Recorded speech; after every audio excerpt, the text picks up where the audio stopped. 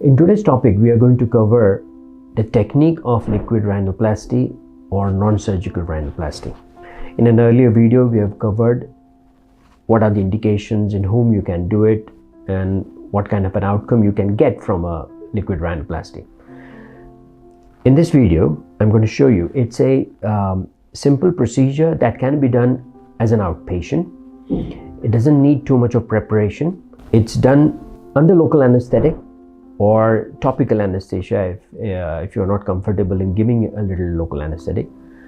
You can either do it with needles directly or cannula, and I prefer to use a cannula because I find getting into the right plane easier, and I also feel that the bruising is also fairly less. I usually give a little bit of local anesthetic at the entry point, so it's absolutely numb.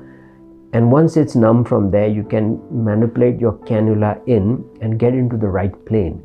Once you do that, you will find that it's a very comfortable procedure.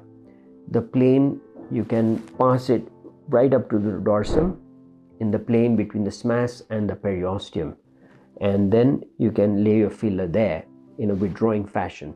So never inject in for antegrade, but when you're withdrawing the needle or the cannula. From there, once you have done that, you can then go onto the side of the nose. If you want to do the tip, you can do a little bit of triangular placement of the tip. Sometimes you may need to use a needle when you're doing the tip, but if you want to support the rim, you want to add a little bit of stiffness or volume to the rim, you can pass the cannula between the outer skin and the inner lining in that plane, and you can place the filler there. So a lot of this work can be done with the cannula, and I find it's easier. You can of course do it with the needle as well, and that's a personal preference that some of the surgeons may have. And you can see in the video that we have shown that it's a fairly comfortable procedure, hardly takes any 15-20 minutes to do.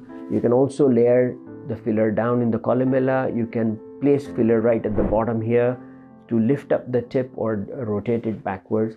So a lot of things that can be done which can help in reshaping the nose, and this video is showing the technique.